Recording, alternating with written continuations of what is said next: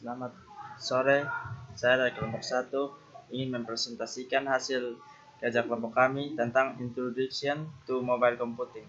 Nama saya Alberto Jeffrey Martinus, NIM 1606080-111. Jadi baik, terima kasih. Saya Bebe Lapau dari kelompok 1. Saya akan mempresentasikan tugas kelompok yang berjudul Introduction to Mobile Computing. Yang pertama, introducing atau pengantar atau pengenalan. Mobile computing adalah sistem komputasi yang dapat dengan mudah dipindahkan secara fisik, yang kemampuan komputasinya dapat digunakan saat sedang bergerak atau tidak menetap.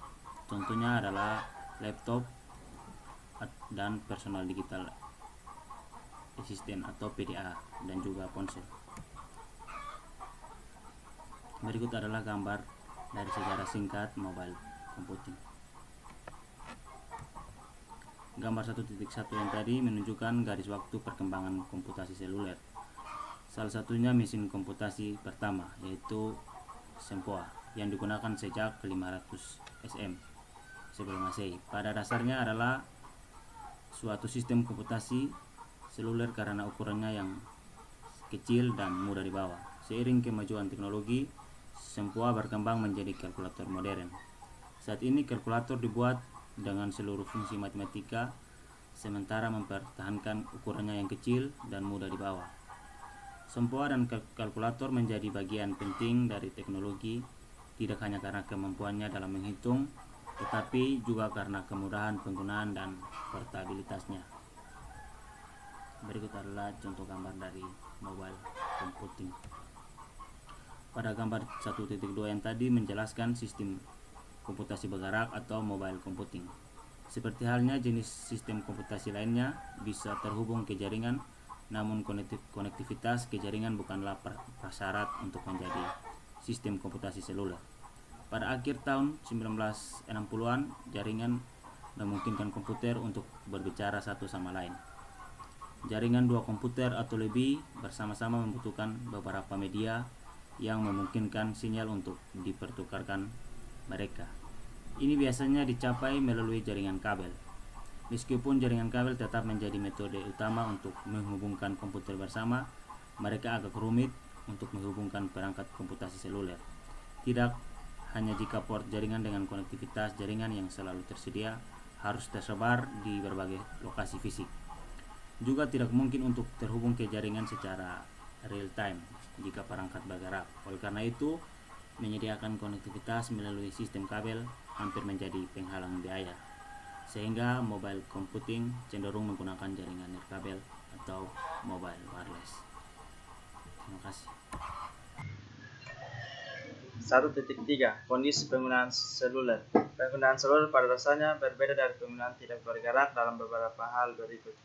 1. Penggunaan seluler berpindah, setidaknya sesekali antara lokasi yang diketahui atau tidak diketahui. 2. Penggunaan seluler biasanya tidak fokus pada tugas komputasi. 3. Penggunaan seluler seringkali membutuhkan tingkat kesegaran dan daya tangkap yang tinggi dari sistem. 4. Penggunaan ponsel yang sering mengubah tugas dan atau tiba-tiba. 5. Penggunaan seluler mungkin memerlukan akses sistem di mana saja dan kapan saja. 1.3.1 Mengubah lokasi. Penggunaan seluler juga mengharapkan sistem memiliki jangkauan konektivitas yang baik. Penggunaan seluler juga mengharapkan sistem mengetahui lokasi perangkat dengan cukup akurat. Karena layanan lokasi menjadi lebih umum, aspek komputasi bergerak ini memberikan kesempatan kepada pengembangan untuk memberikan fungsional kepada pengguna. 1.3.2 Kurang fokus. Fokus utama penggunaan seluler jarang pada tugas komputasi (meskipun jelas dan pengecualian untuk ini), tetapi kita berbicara tentang sebagian besar waktu ketika pengguna memiliki perangkat dan seluler. Inilah alasan utama perlunya transaksi aktif saat pengguna mengemudi dari kantor ke rumah. Tugas mengemudi mengambil fokus utama selama waktu ini. Jika harga saham salah satu kepemilikan penggunaan mulai anjlok, dia tidak dapat menjualnya sebelum jatuh terlalu jauh. Pengguna juga tidak mengetahui harga yang turun sama sekali atau tidak fokus untuk memeriksa harga saham secara berkala. 1.3.3 Kedekatan. Pengguna ponsel seringkali berada dalam situasi di mana mereka perlu dengan cepat melakukan salah satu lebih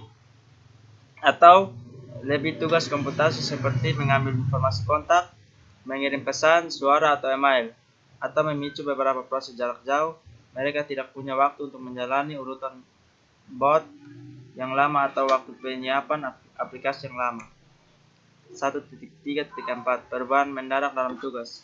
Seperti yang kami sebutkan sebelumnya, pengguna seluler biasanya seluler karena ia berfokus pada hal lain komputasi. Misalnya, banyak pengguna seluler akan mencoba menggunakan waktu perjalanan, baik dalam kereta, pesawat, atau mobil. Pengguna akan terganggu oleh faktor lingkungan yang berbeda. 1.3.4 Dimanapun, kapanpun. Klise dari dimana saja, kapan saja, bersama dengan semua sinonimnya, atau klise serupa di mana atau di mana saja, dan kata lain merujuk ke fenomena ini seperti pervasif dan ubiquitas. Mungkin adalah kumpulan kata yang paling sering digunakan dalam komputasi seluler. Namun demikian, ini masih menjadi salah satu aspek terpenting dari komputasi seluler. Selanjutnya, saya akan memberikan kepada teman saya Ari Didok. Baik, saya akan menjelaskan tentang arsitektur aplikasi perangkat lunak seluler 1.4. Langkah pertama dalam membangun aplikasi perangkat lunak setelah proses pengumpulan persyaratan adalah membuat rencana tingkat tinggi tentang seperti apa aplikasi tersebut telah selesai. Aplikasi seluler seperti aplikasi perangkat lunak lainnya memerlukan paket tingkat tinggi. Seperti itu, kami menyebut rencana tingkat tinggi dari aplikasi seluler ini sebagai arsitektur perangkat lunak seluler. Pendekatan kami terhadap arsitektur dalam teks ini adalah dari bawah ke atas. Kami akan memperkenalkan sebagai pola desain, tekstur arsitektur aplikasi, dan proses dengan masing-masing menangani beberapa masalah tertentu dengan aplikasi seluler yang dapat kita lihat di gambar 6.1. Jika Anda tidak terbiasa dengan arsitektur aplikasi dasar minimum. Selanjutnya, arsitektur perangkat lunak menjadi abstrak tingkat tinggi tertentu dari sistem dan cara kerja komponen berkolaborasi. Kemudian kita akan meringkas apa yang kita pelajari dari bab 1 hingga bab 15 untuk memahami berbagai desain arsitektur dan teknik aplikasi seluler. Untuk saat ini, mari kita lihat apa berarti arsitektur perangkat lunak bagi kita dalam batasan pengembangan aplikasi seluler. Ada juga pola arsitektur ini adalah pola yang dapat dikenali setelah digunakan secara umum di beberapa arsitektur. Meskipun tidak ada pola desain, pola arsitektur, atau bahkan arsitektur yang sepenuhnya mapan di bidang komputasi seluler karena masih bayi. Salah satu tujuan kami dalam teks ini adalah untuk mengurangi beberapa teknik yang menunjukkan bukti teknik tersebut mulai matang. Pola-pola ini menunjukkan diri dalam berbagai keluarga masalah. Selanjutnya akan didiskusikan. Baik, selanjutnya 1.5 yaitu peta jalan kami. Peta jalan kami ada 3, yaitu dimensi mobilitas, kondisi seluler, survei arsitektur tingkat tinggi. Untuk membuat aplikasi seluler, kita membutuhkan beberapa alat. Bagian teks ini akan memberikan pengantar untuk alat tersebut. Dalam bab 2, kita akan melihat beberapa iklan serta kerangka kerja dan alat sumber terbuka untuk memudahkan proses pengembangan dan menunjukkan beberapa pendekatan berbeda untuk membuat aplikasi seluler. Kami akan menggunakan kerangka kerja dan alat untuk menunjukkan contoh di bab-bab selanjutnya. Di bagian kedua teks ini, kita akan melihat masalah pengguna antarmuka. Bab 5 akan menunjukkan kepada pembaca bagaimana memisahkan perhatian-perhatian tertentu antarmuka pengguna, seperti antarmuka pengguna grafis dari masalah yang dibagikan oleh semua jenis antarmuka pengguna. Pada bab 6, kita akan melihat bagaimana melengkapi file antarmuka pengguna generik dan membuat antarmuka pengguna grafis untuk berbagai berbagai visual perangkat berbasis teks seperti PDA dan ponsel yang mendukung data. Di bagian ketiga, kita akan melihat sekumpulan topik yang berbeda, masing-masing terkait ke dimensi mobilitas atau aspek kondisi seluler. Kita akan mulai dengan memeriksa agen seluler dan arsitektur kode seluler lebih dekat.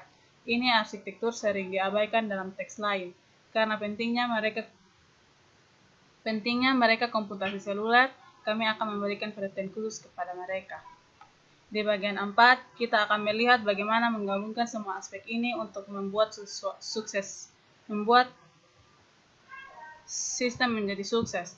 Bagian ini harus menjadi bacaan yang bagus bagi manajer proyek yang menginginkannya untuk mengetahui apa yang harus dilakukan secara berbeda untuk aplikasi seluler. Dan ada banyak perbedaan dari proses pengumpulan persyaratan hingga pengujian. Yang terakhir ini, kita juga akan melihat beberapa hal yang boleh dan tidak boleh dilakukan, dan studi kasus implementasi dari beberapa konsep yang diperkenalkan dalam teks ini. Sekian dan terima kasih.